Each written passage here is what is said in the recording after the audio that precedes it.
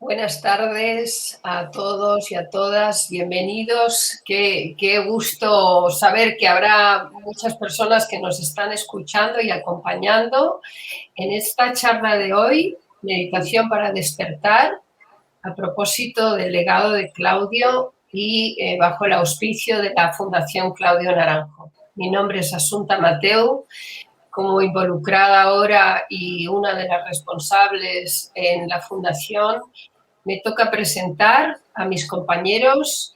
Como hemos tenido unos minutos de charla previa, estábamos con una intención de formalidad, informalidad, unir nuestras charla espontánea sobre la trayectoria de lo que ha supuesto para nosotros la meditación, la transmisión de Claudio, su conocimiento, considerado maestro erudito sin ninguna duda, viajado buscando siempre y en muchas áreas de la sabiduría y el conocimiento humano, en especial en el área de la espiritualidad, el área de la meditación concretamente, pues ha tenido contacto, como todos sabemos, con gentes como su maestro raíz, que al final le nombró así, Tarkan Turku, y desde ahí una larga lista de personas que pasan por diversas tradiciones.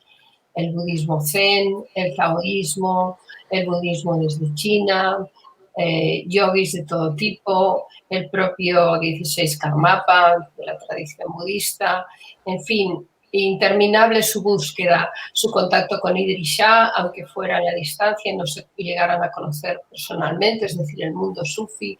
Me ha interesado tanto que podemos ver que ha tocado ejes desde lo dionisíaco a lo apolíneo, desde la espontaneidad a la forma, desde el vacío a la sabiduría más cognitiva y, por supuesto, la sabiduría con palabras mayores.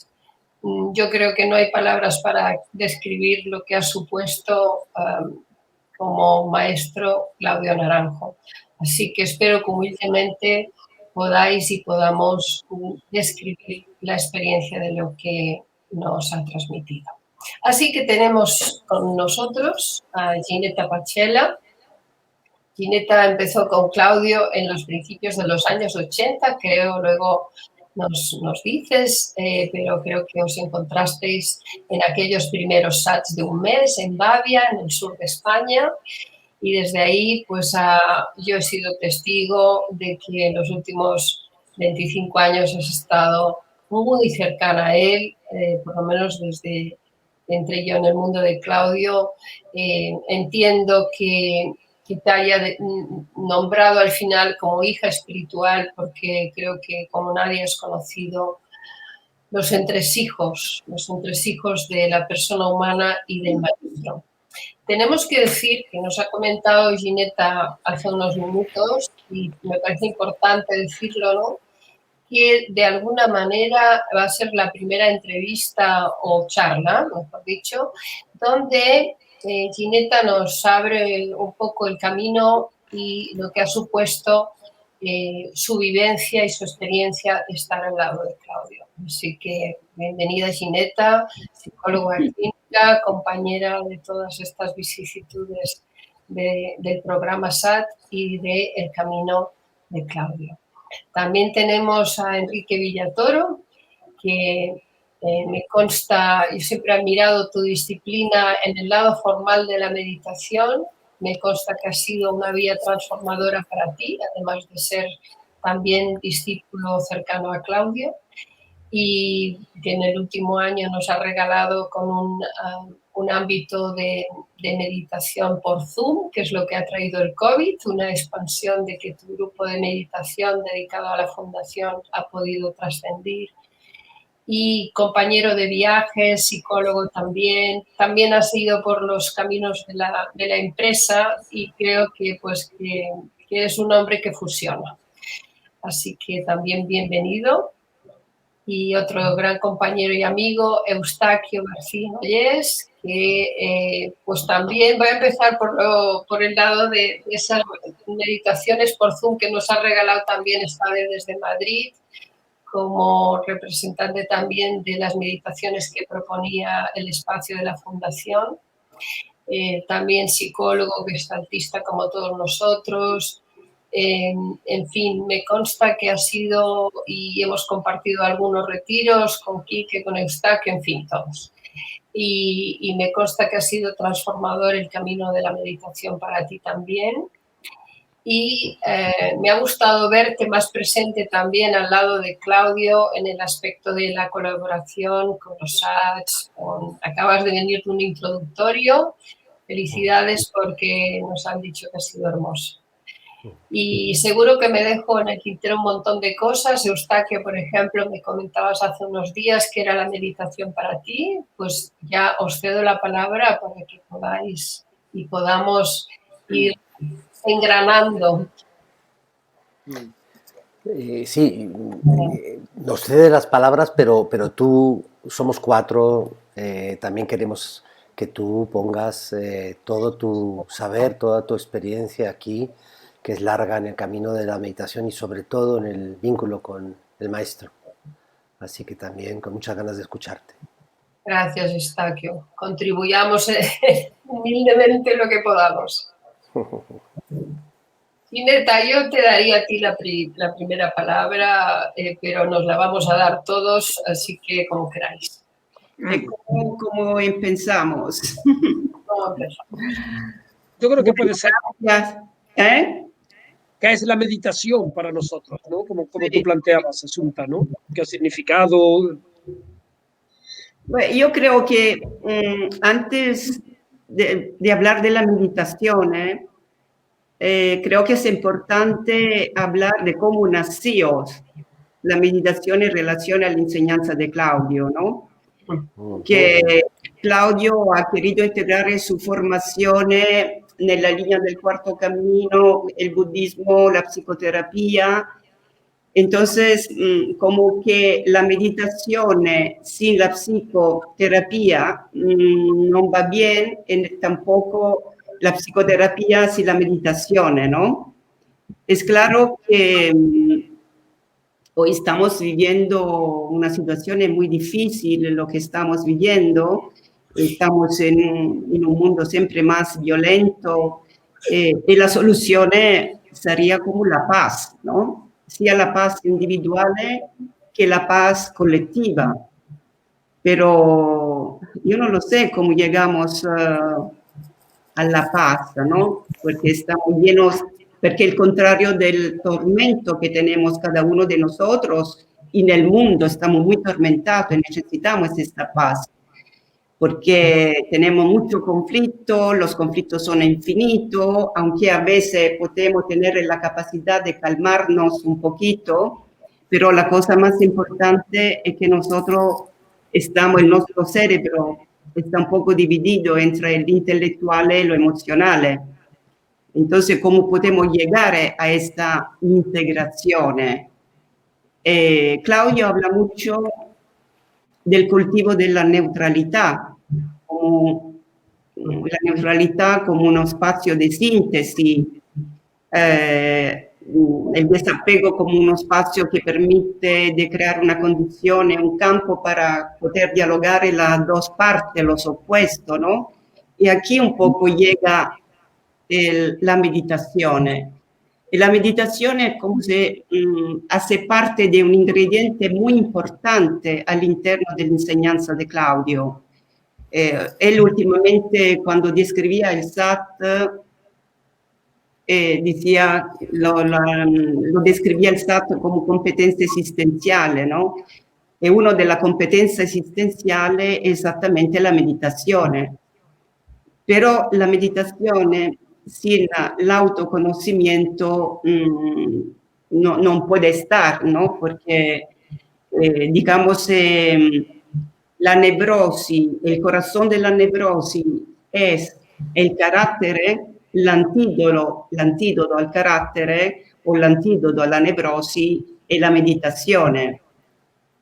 Y esto es muy importante porque nosotros necesitamos una quiete, necesitamos un silencio interior, necesitamos una paz.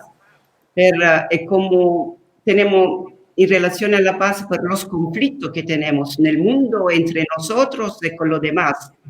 Y como me gusta siempre cuando Claudio habla del mar, como que la superficie del mar son las olas, está siempre como agitada, y el fondo es siempre calmo, aunque la ola está agitada, ¿no?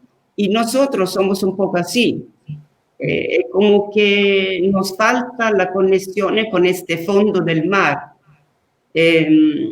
Nosotros somos superficie, nos agitamos, tenemos muchos problemas, pero una persona entera, completa, se mueve cuando tiene de moverse, con fuerza, con impulso, ma se puede mover solo si tiene este fondo mutable, lo que nosotros necesitamos cultivar.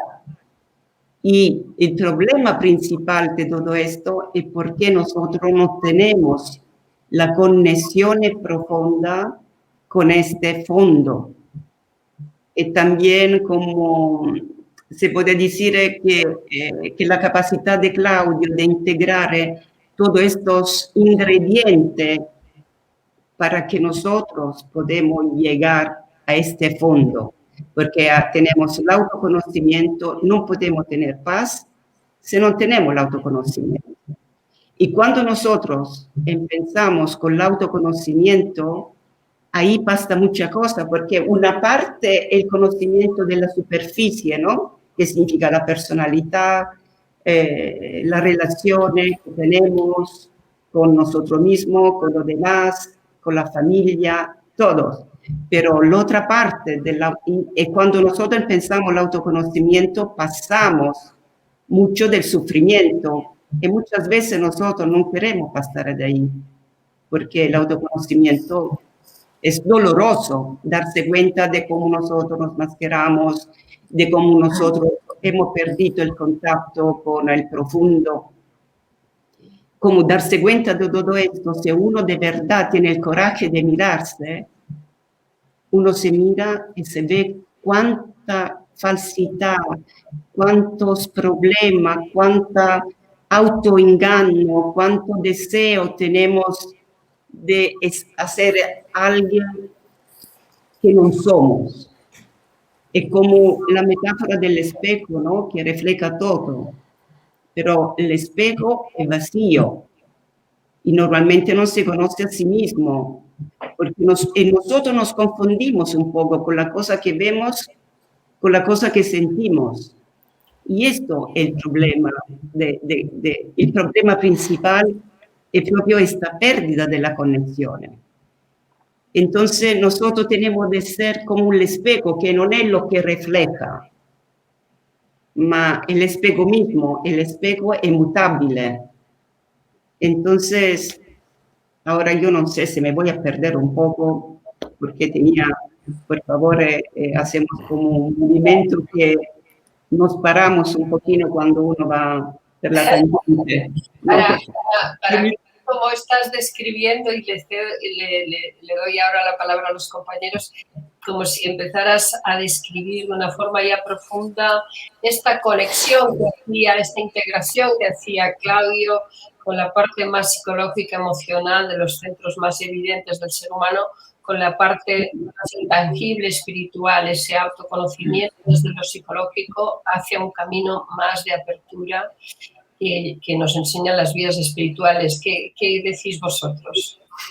Enrique Eustaquio. Sí. Pues mira, yo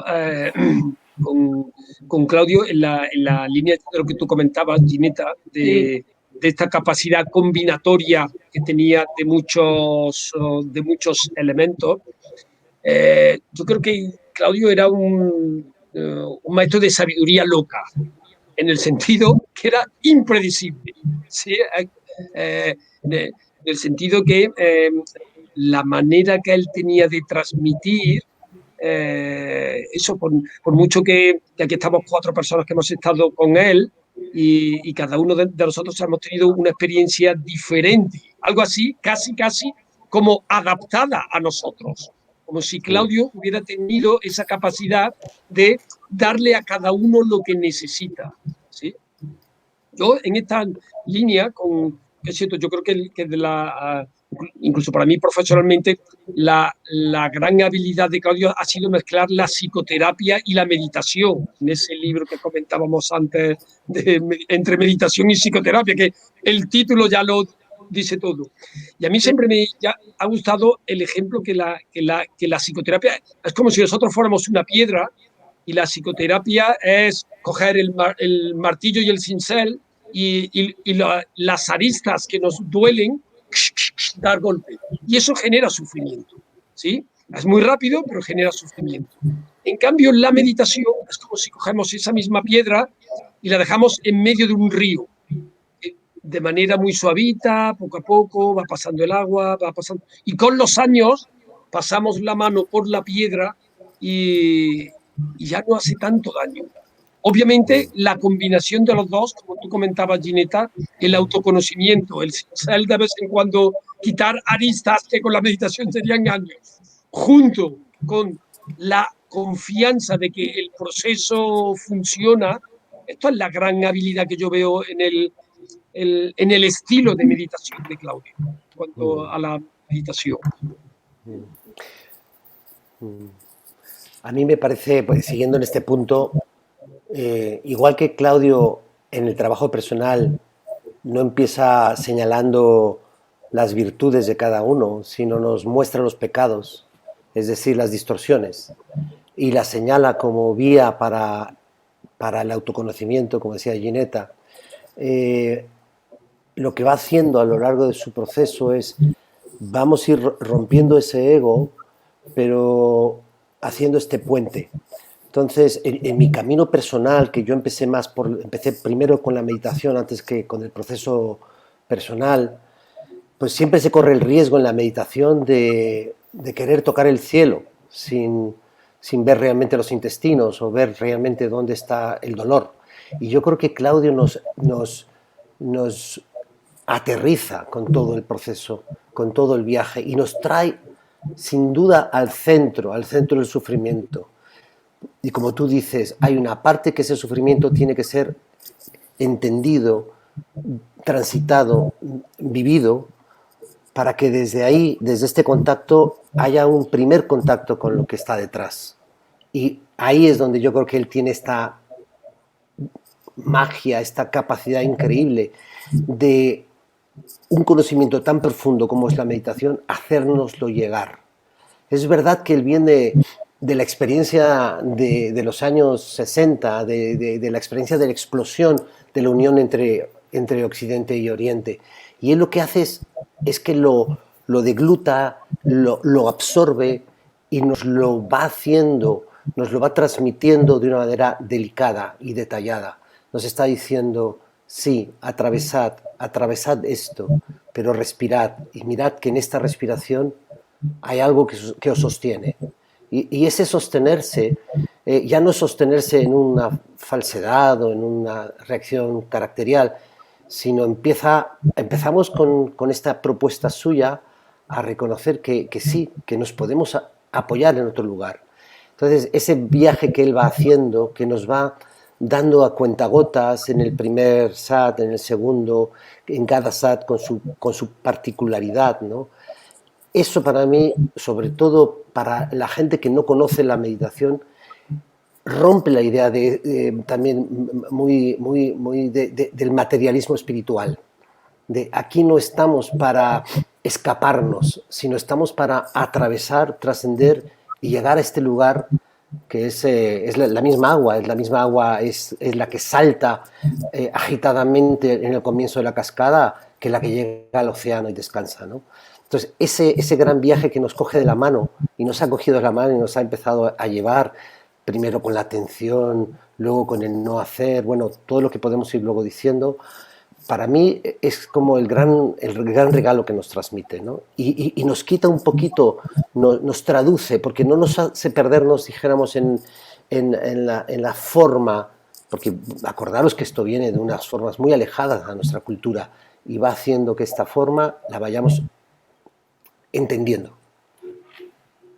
Bueno, desde esta descripción que para mí se va desplegando tan sencillamente y tan clara a la vez, me gustaría que pudiéramos aportar cada uno en qué momento ha sido un impacto esa propuesta de Claudio en cuanto a meditación, en cuanto a una vía más transpersonal, ¿no?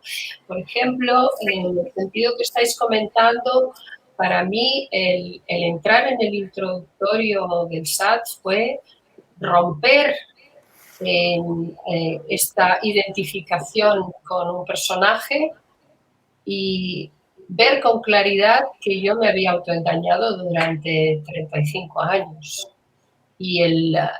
Ese susto es parte de la esencia que él nos transmitía como germen de transformación, ¿no? Es un impacto de ver de repente la otra cara de la luna, que a mí, por ejemplo, que seguía desde los 14 años y ya a los 25, pues las tradiciones orientales o buscar maestros o buscar fórmulas. Me formé incluso como instructora de yoga durante unos años. Es el primer retiro de Vipassana que me transformó, pero yo seguía diciendo que era escéptica y agnóstica, ¿no? No podía realmente entregarme. Ese impacto del introductorio provocó que se empezaran a abrir las puertas de una posible entrega devocional. Puede ser una de las vías del camino para ver más claro. Y a partir de aquí han caído las fichas de lo que estamos diciendo y vosotros, las fichas de, pero ¿qué significa tener fe? Pero ¿qué significa el servicio a los otros? Pero ¿qué significa meditar? Cuando meditar también puede ser ese aspecto dionisíaco del movimiento o de esa sabiduría loca que comentabas, Quique. ¿Qué significa ir entrando en un camino expansivo? Se llama meditación, pero que él, por ejemplo, en esa integración tan magnífica de la esencia de tantas corrientes, él, por ejemplo, no ceñía la meditación a que estés bien, como bien has explicado, Eustaquio, en este camino de comprender la vía del dolor y el sufrimiento, entramos en una profundidad de entender, no meditamos para estar bien simplemente o para físicamente tener una buena salud, que evidentemente es importante, sino qué hay detrás de esto y qué hay detrás de esto. Y para mí es que incluso una vez que se nos ha ido Claudio hace 2 años, esto continúa desplegándose. Me gustaría que hablarais un poquito de esta experiencia o de personas que hayáis visto esa misma transformación gracias a la propuesta de Claudio. Bueno, estaba pensando un poco en mi primer encuentro con Claudio. Y mi primer encuentro con Claudio ha sido en Barcelona, en un congreso de psicología humanista. Creo que era el 87. Yo con las fechas tengo un poco de problema, pero creo que más o menos estamos ahí. Y recuerdo exactamente que hemos hecho una meditación interpersonal, cuando sabemos todo que en toda la tradición espiritual la meditación individual, pero Claudio ha tenido la capacidad de poner la meditación vis-a-vis, cara a cara. ¿Y por qué cara a cara? Porque ahí que se manifiesta el ego de frente al otro. Porque nosotros en el momento que miramos al otro, ya ponemos la máscara, nos enmascaramos de frente al otro. Claro, al principio uno no lo comprende, pero en el tiempo se comprende exactamente por qué. Y además Claudio lo dice, ¿no? Cuando se empieza el proceso con él, lo dice que nosotros de frente al otro nos ponemos enseguida la máscara de sufrimiento, la máscara de orgullo, la máscara de complacer. Bueno, cada uno sabemos las adicciones que tenemos en relación al carácter. Entonces, en aquella temporada, honestamente, yo no tenía, era 87, ¿cuántos años ya han pasado? Bueno, 30. Mucho. 34. Bueno, yo tenía menos de un año menos de 30, creo, o 2, no recuerdo. pero para mí fue el primero despertar. Claudio, yo recuerdo exactamente que puse los cuartetos de Beethoven, la cavatina. Yo la ricordo, se cierro los ojos, yo recuerdo perfectamente que sentí nel momento che ho hecho la meditazione vis-à-vis, non ricordo chi era perché non importa, però l'effetto interno di ponersi in contatto con la coscienza del musico, che era Beethoven, perché nel fondo también es una specialità di Claudio, ¿no? Di hacer la meditazione interpersonale con música. Pero la música non è che solamente pone la música para que nosotros nos abandonamos y soñamos. No, la música como forma de identificarse con la conciencia de que ha escrito la música. Y sobre todo los cuartetos de Beethoven, que fueron al final, los cuartetos fueron lo más sagrado. Claudio había ya terminado de hacer, que all'epoca era criticato perché hacía rumore, Beethoven, non era música per algunos, ma los cuartetos son... Cuando se dice el maestro que elige es la alumna o el alumno que elige es el maestro, no lo sé, pero yo creo que cuando el alumno está como pronto, está listo, aparece el maestro. Y yo así me sentí.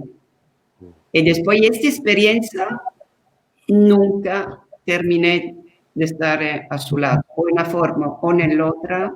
Yo me acerqué. Le digo, Claudio, me gustaría hacer un trabajo contigo, ¿qué tengo de hacer? Y él, como siempre, es una persona muy humilde en la sua, ¿no? Forma de ser, cuando se acerca una persona. Ah, sí, mira, te doy esta dirección. All'epoca organizzava Antonio Asís y Francis. Y me dio, recuerdo perfectamente el número de Francis para llamarlo, que estaba organizando el primero SAT en Babia. Y me dio este papelito con inocencia y con no lo sé, pero fue el momento que se abrió. O sea que para ti fue un momento así, en plena meditación, digamos, formal, pero al estilo de Claudio, interpersonal. Yo he dicho, yo quiero estar al lado de estos señores. He tenido el coraje de acercarme y así fue. Y así fue. Esto es la cosa. Babas. Sí. En cualquier caso, no sé si estaréis de acuerdo conmigo, pero yo al menos personalmente, yo he conocido varios maestros de Zen, de Dzogchen, tal, y yo si realmente yo pienso, bueno, ¿cuál es la enseñanza de Claudio? O sea, como que en otros maestros está como bien estructurada, los sutras, la compasión, tal. En Claudio es como indefinible, yo no consigo ubicarla exactamente cuál es no su forma de enseñar, pero sí cuál es su contenido. Yo recuerdo una vez, creo que os lo he comentado ya seguramente, en una de esas reuniones que me acerqué y le pregunté a Claudio, pero tú enseñas Dzogchen. Y él dice, sí, Dzogchen de contrabando. Porque realmente esta capacidad suya de tocar muchos palos, de mezclar muchos elementos, por una parte lo hacía como indefinido, porque no estaba en ninguna, pero con los años, que es esto que estamos viendo, que su esencia tenía que ver eso con los dos elementos que comentas tú. Ginetta, uno, lo interpersonal, esto es único, yo creo que en el mundo del budismo, yo no soy un experto, pero... Y otra enseñanza que yo siento que he aprendido mucho de él es el trabajo con la música, ¿sí? Él, su famosa expresión que los maestros espirituales de Occidente son los grandes compositores, ¿sí? Lo llamaban los santos occidentales. Los santos occidentales, sí. Claro, esta cosa, y todos hemos tenido experiencia experiencias iluminativas escuchando música, cosa que esto en otro tiempo a mí jamás se me hubiera ocurrido, ¿no? Entonces, esa capacidad que tenía Claudio de transmitir a través como de lo invisible. Y el verdadero yogi tal vez es ese que no se pronuncia en decir yo soy tal cosa, ¿no? En cambio, era un manto de fondo, una corriente energética que nos estaba llegando sin poder nombrarla o ya nombrándola de alguna manera, pero ahí estaba constante, ¿no? Eustaquio. Sí, yo creo un poco en la línea que comentas, Enrique. ¿Cuál es su forma? ¿Cuál es el contenido que nos deja? Y yo creo que yo lo que siento básicamente es que él nos mete en la experiencia directamente. Cuando, tocando el punto que estamos tocando de la meditación interrelacional, él no habla de esto, él hace que atravesemos esto y que ante la mirada del otro experimentemos la compasión. No nos habla de la compasión. Y no nos habla de la compasión, pero a través de mirarnos ante el otro y mirar nuestro interior, se abre la puerta de lo compasivo. Se abre la puerta como de la generosidad hacia nosotros porque lo estamos viviendo en el aquí y ahora delante de la persona. Exactamente igual que cuando nos llega a través de la música. Entonces, yo diría que él es un agitador de la experiencia. Él dice, vamos, poneros, y va haciendo arte en sus propuestas. Pero la propuesta, allá tú, mírala, tómala, te puede encajar o no, puede ser esta vía o no. Es decir, esta es para mí la función del maestro, que no adelanta nada, sino que te está indicando para que tú camines por ese camino, ¿no? Y en no ese sentido... Perdón. Sí, dime. En relación a lo que tú dices, Eustaquio, Claudio, ¿cuál ha sido también la sua genialidad, no? En relación a la meditación que pone en el SAT 1, en el SAT 2, en el SAT 3. Nel SAT 1, nel fondo, pone l'accento, il focus al Vipassana. E il Vipassana esattamente che è? Ver claramente. Atención aquí ahora, pero uno puede tener una mirada muy clara si ya sabe la intuición de su neurosis. Entonces, esta primera parte dice simplemente observación del pensamiento y de la parte cognitiva del carácter cuando se manifiesta, ¿no? Nel secondo pone el zazen, el no hacer, pero nel tercero, que va más en profundidad, nella meditazione tibetana, que ahí como está bien el autoconocimiento, está bien no hacer, está bien mucha cosa de esta parte, el riconoscimiento emocional e cognitivo del carattere, però nel terzo che pone budismo tibetano. Sin conocimientos, el conocimiento está bien, pero hay la componente devocional, la componente compassionevole, la componente mágica, pero ahí integra los tres amores. Y esto es genial. ¿Por qué Claudio pone los tres amores dentro el SAT 3 y no en el SAT 1? Porque ahí hace un paralelismo entre la meditación budista y los tres amores. Así que para mí esto, ahora que tengo más conciencia, tengo de decirlo, porque antes no lo comprendía, honestamente.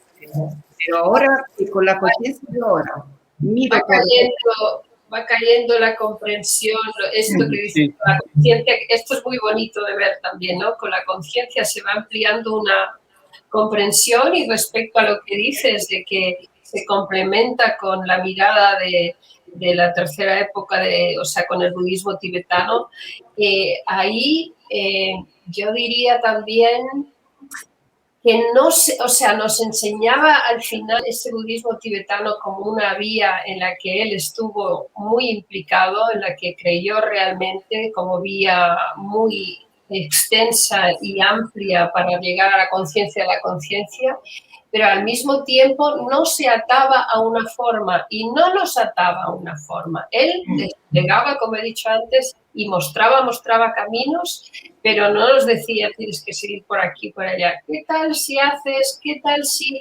Solo en los últimos tiempos me dijo, bueno, sigue meditando. Realmente nunca me ha dicho que meditase como no sé, o sea, venía con una amplitud y una espaciosidad. ¿Por qué no vas a ver tal maestro? ¿Por qué no haces tal práctica? Pero podía ser de cualquier vía también, ¿no? Y eso para mí es la grandeza de él, que no era determinista, que era un maestro de la autorregulación organísmica, y en la transmisión de la meditación esto estaba muy presente y continuo. Una libertad intrínseca de confianza en el ser humano, en que se va a autorregular, ¿verdad? Igual que otro elemento que yo creo, porque estamos haciendo así improvisado, pero a mí me está viviendo mucho la sensación que estamos como se dice en el budismo de las tres joyas, ¿no? Buda, Dharma y Sangha. Sí, hemos hablado de Claudio, estamos hablando de su Dharma, y hay un tercer elemento que yo creo que también ha sido algo como muy peculiar de Claudio, que ha sido la Sangha, o sea, la comunidad, esta familia, con lo bueno y con lo malo que tiene toda la familia, que nos ha inoculado, ¿no? Que es el trabajo con el otro, no solo ya en lo interpersonal, en meditativo, sino en la línea también de lo que comentas tú, del autoconocimiento, lo importante que es tener una sangha que te aguanta y que los aguantamos, ¿no? En el sentido de esto, de poder desarrollarnos ahí. A propósito, meditativo, ¿sí? A propósito de la familia, Memo, que fue, todos conocíamos Memo, ¿no? Él decía la Sagrada Familia. Pero, por ejemplo, Claudio no ha sido maestro de la copa. Claudio ha sido maestro de la espada y también de la copa. Cuando veías que tú hacías un salto, te daba la copa. Pero él utiliza mucho la espada. Mucho. Muchísimo, porque en tanto también entre nosotros todos tenemos su conflicto, ¿no? Pero es como que él trataba de poner sobre la mesa toda la mierda. En el sentido que si no sale esta parte oscura, no podemos estar de verdad en paz. Y él era un provocatore. Era muy cruel a veces para que salga la parte oscura de nosotros. Porque lo que estamos buscando todo es la luz. Es verdad que todo el mundo está buscando la luz. Pero la luz se busca dentro de la oscuridad. Y él tentaba demostrarte en todos los sentidos la oscuridad de cada uno de nosotros. Para que puede entrar en el invisible, porque en la oscuridad está la luz. Pero daba la capacidad de ver para poder ver esta parte. Pero Claudio era duro.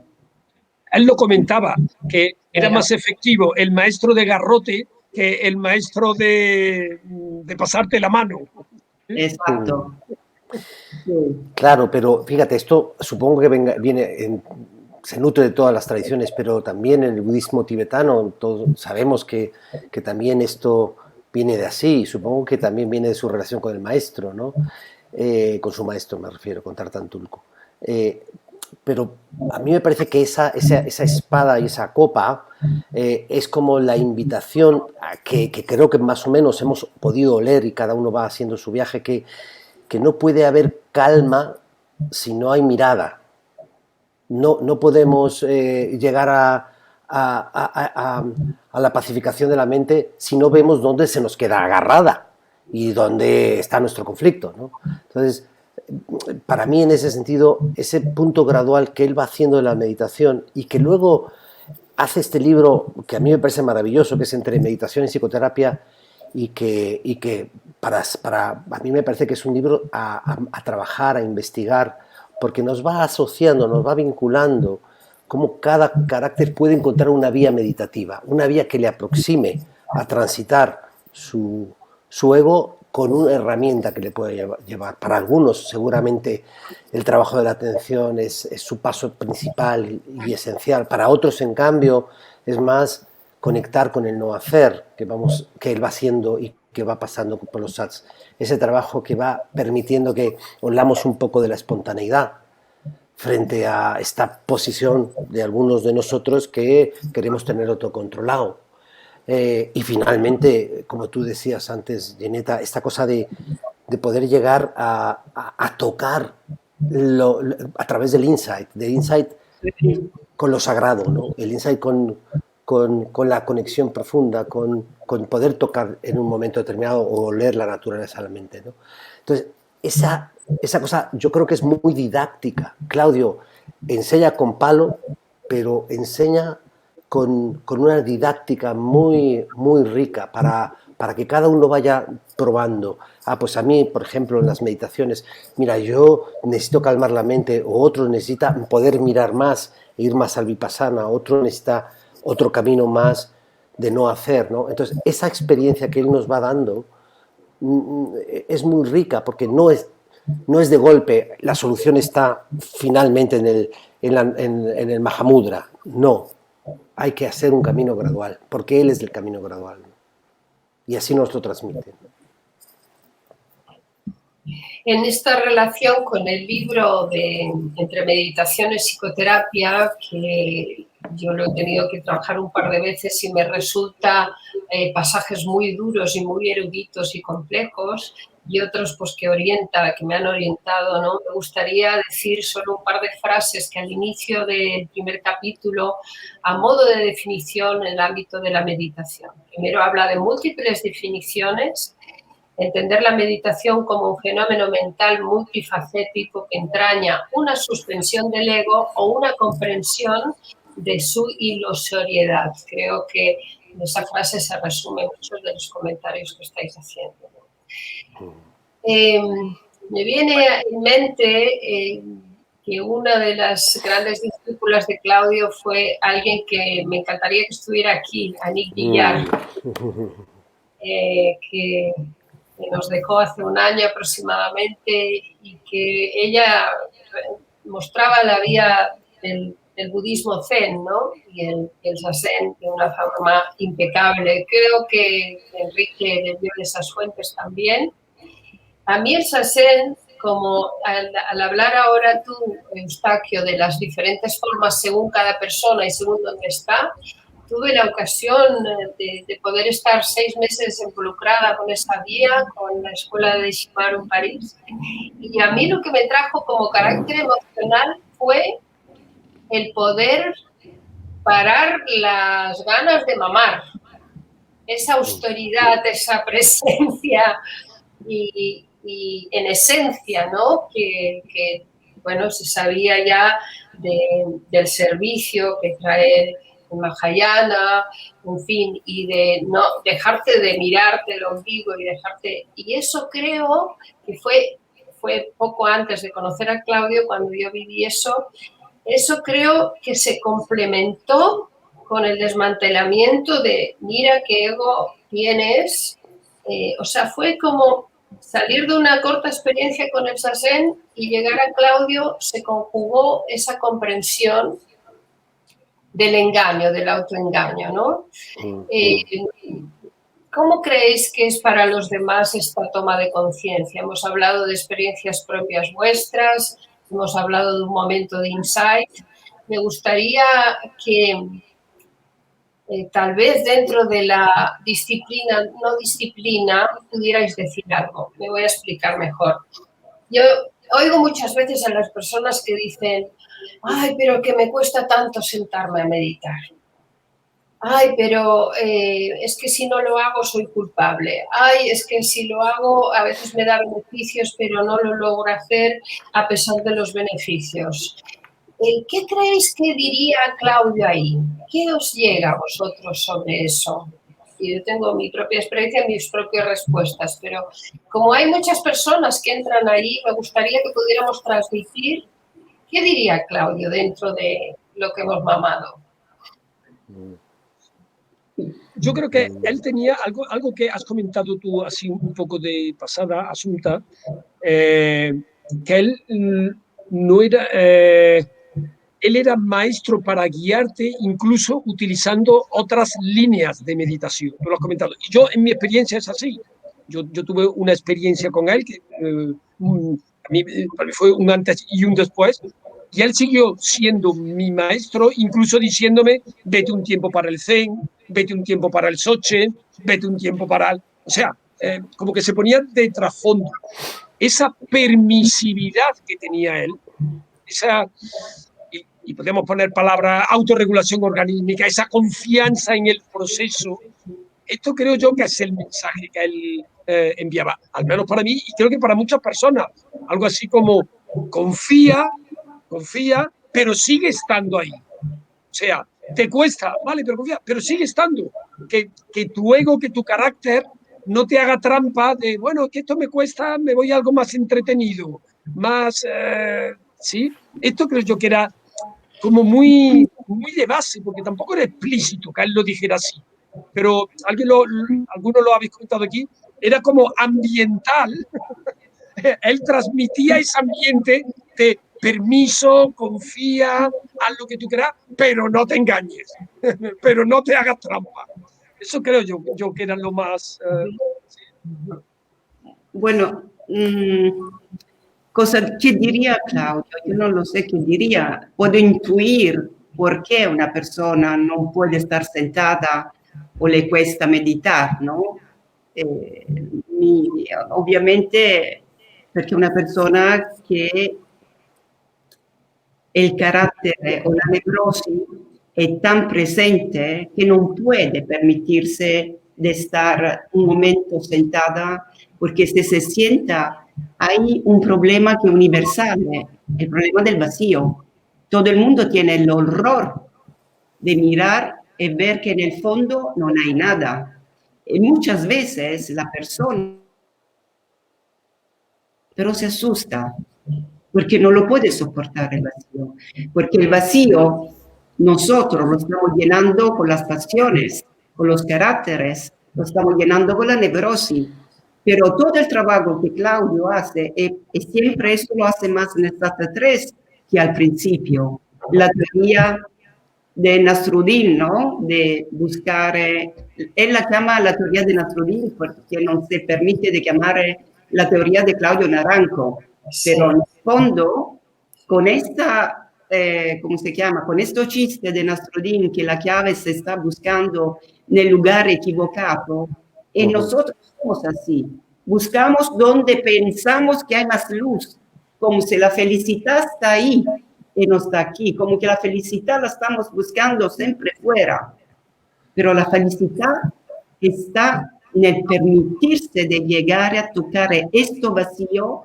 que todos tenemos miedo, que en el vacío prácticamente hay el todo en el mismo tiempo, pero que todo el trabajo de Claudio, desde el principio hasta el final, cuando hacemos los reencuentros, repetimos los actos, tenta de llevarnos al nada, porque ahí que tenemos de estar, no llenar. Entonces, cuando una persona está así, es porque el carácter y las pasiones son muy presentes.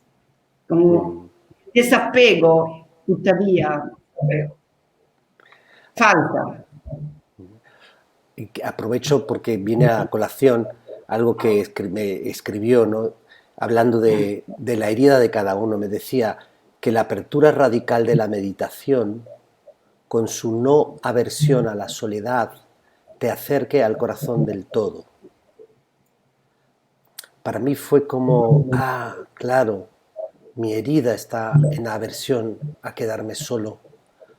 Mi instinto social me lanza y no me permite quedarme, y no me permite atravesar para llegar al corazón del todo, ¿no? Entonces, como que a cada uno nos apunta dónde está nuestra herida, dónde está nuestro dolor, como tú dices, para pasar de un vacío horrible a un vacío que que sea la Llevadero. comprensión, que sea llevadero y que incluso que a través de este no rellenar, que es lo que hacemos al meditar, el no rellenar, el parar el relleno, vaya emergiendo toda esta inmensidad, ¿no? Todo esto que va emergiendo y que podemos empezar a coger, ¿no? En ese sentido, él hace ese puente. O sea, ahí está la vacuidad, ahí está la sabiduría, ahí está la compasión, pero tiene que pasar por vuestro agujero, por vuestro dolor y por donde os habéis enganchado, como dices, Gineta. Sí. Este es el gran regalo. Y además, también lo tibetano dice que nosotros tenemos una conciencia con agujeros, ¿no? Y tenemos un contacto a intermitencia. Entonces, si nosotros nos damos cuenta de estos agujeros, ahí podemos decir, cuando Claudio dice, chi è che può dire io soy? Che non è io soy egoicamente, ma yo soy cuando la conciencia no tiene agujeros. Y nosotros estamos siempre en una actitud de morir y renacer. Cada año morimos, muere parte del carácter, muere straspo caratteriale y volvemos a tener un renacimiento espiritual. Pero la conciencia no muere y renace, porque ahí está siempre. Y esto para mí, claro, nosotros no creo que hemos llegado a tener la conciencia llena, pero hemos vacía, la conciencia vacía. Nosotros tenemos que tener la conciencia con muchos peros, pero a veces estoy segura que todos vosotros, y yo con vosotros, hemos tenido un momento de tocarlo, pero no hemos podido sostenerla. El vislumbre. Hemos tenido vislumbre, ¿no? Y al final, como dice siempre él, sia la terapia que la meditación debe ser un viaje de transformación. No hay otra cosa. Y todo el recorrido es esto, transformarnos. Él hablaba, le gustaba mucho hablar de transformación, pero a mí me transmitía, cuando hablaba de transformación, me transmitía más bien que él era capaz de desvelar, se nos fue un amigo, de desvelar, de correr los velos, de que se abriera para poder ver esa conciencia en su plenitud, ¿no? Suerte para quien toque eso, la conciencia de la... También introducir otro elemento del estilo, que puede llamar estilo de Claudio, que igual es menos conocido, pero la peculiaridad de sus estilos de retiro. Bueno, los retiros que él hacía, la peculiaridad de 10 días, retiro exhaustivo, solo con música, en fin, con una serie de elementos.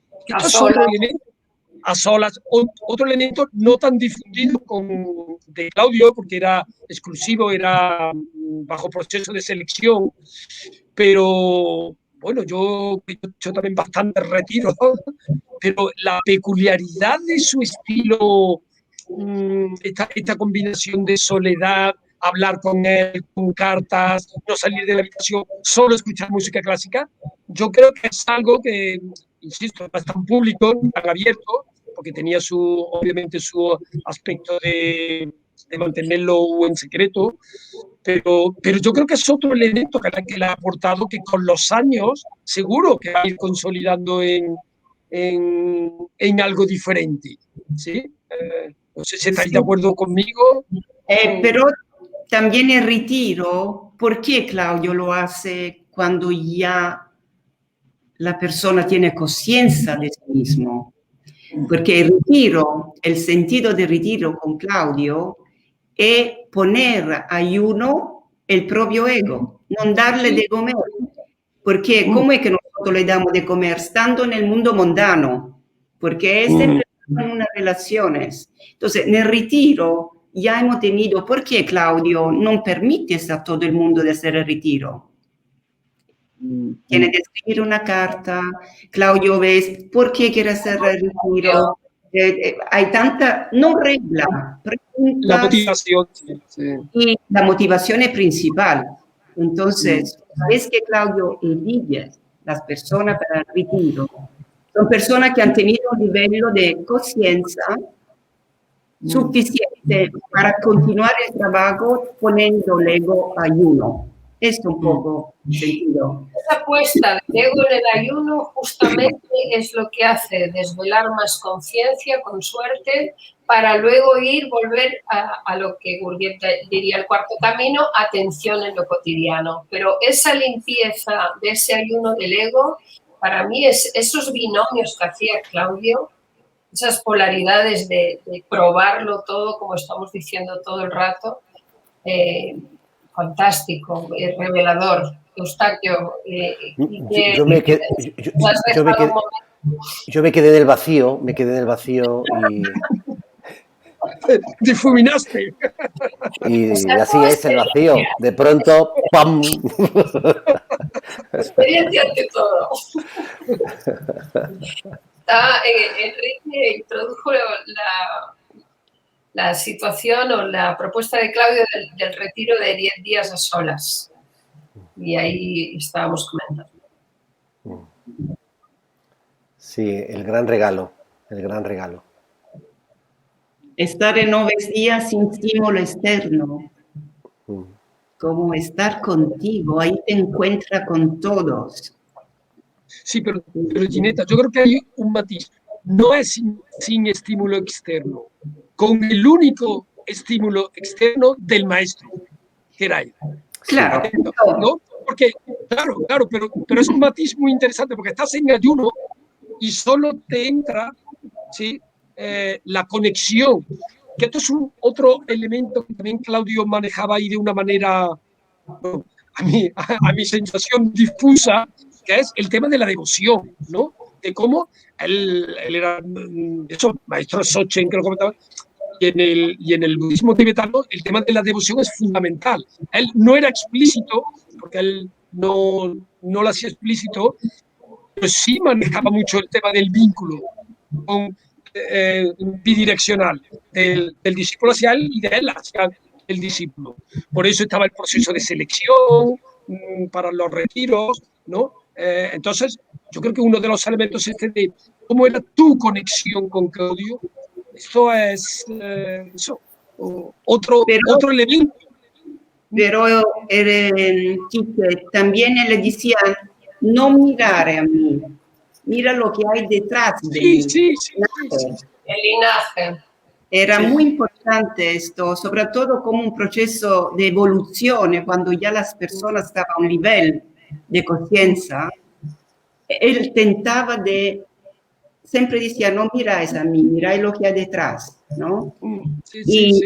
La cosa interesante, bueno, yo he tenido la suerte de conocer a su maestro, ¿no? En los últimos días de su muerte, porque... Y yo le pregunté a Claudio, ¿cómo te sientes cuando vas, que tienes de tener este encuentro el maestro? Como uno que va en la boca del dragón, nunca se sabe qué va a pasar. Entonces, es interesante esto, ¿no? Que aunque tantos años, y él obviamente ha tenido el deseo antes de morir, sabía que se estaba muriendo, quería despedirse con su maestro. Y esta sensación, cuando yo le he visto, yo nunca he visto a Claudio emocionarse, ma cuando han tenido el encuentro con su maestro, temblabas. Cuando ha tenido el encuentro íntimo, pero lo que me cuenta después, él me dice, nunca he visto al maestro así emocionado, porque Claudio ha querido un poco presentar la persona, ¿no?, que è stata muy cerca. Bueno, se puede decir, lo consideraba un poco familia mía y Claudia, sobre todo, aunque después ha venido Antonio, Melissa, ¿no? Pero la familia, el núcleo principal de Claudio, era un poco yo, Giulia, Claudia, lo que es ahora, y quería presentar. Y Claudio se emocionó, el maestro se emocionó, pero nunca se sabe quién emocionó en quién. Porque Claudio después que hemos salido, me dice, nunca he visto a mi maestro así. Pero yo le digo a él, pero Claudio, yo nunca he visto a mi maestro así. Era él. Yo nunca. Se estaban despidiendo, ¿eh? Se estaban Claro. despidiendo. Es increíble, ¿no? De cómo, no sé, La devoción que le tenían, yo creo que la devoción que tenía, pero también como esta componente misteriosa, ¿no? Y yo también, cuando yo, por ejemplo, estoy cerca de Claudio, aunque hemos tenido mucha intimidad, pero yo nunca estaba muy relajada, por decir la verdad. Gineta, yo creo que son todos, ¿no? Había un cierto temor respetuoso el de dragón, acercarte a Claudio Es que verdad, no sabías cómo responder. pero también mucha gente se hace la fantasía, como yo estaba muy cerca, que yo estaba un poco, no, yo nunca he aprendido la atención del aquí ahora, porque yo no me relajaba, no era eso abandonarse. Cuando Y no sería eso, te quitaba la perdón, silla, te quitaba. ¿no esa es la parte del maestro como de darnos continuamente el toque que de estar aquí, de volver aquí, de despertar a este maestro interno de no Sí, te duermas, sí, de no te duermas? en los momentos más cotidianos, más banales de tomar un desayuno, aparecía estate aquí, con una frase, con una palabra. Eso era impresionante. Queridos, estamos al final del tiempo, parece ser. Quizá que cada uno puede decir algo. Me gustaría decir a nuestra audiencia que este libro podéis encontrar propuestas de Claudio para orientarse en la meditación, que siempre eran muy creativas, budismo dionisíaco, y por supuesto su autobiografía de ascenso y descenso de la montaña sagrada nos puede también orientar cómo bebió de tantas personas sabias en su camino. En fin, agradeceros infinitamente la presencia a la Fundación Claudio Naranjo y, como no, a Claudio Naranjo, lo que nos ha dado tanto y tanto y tanto.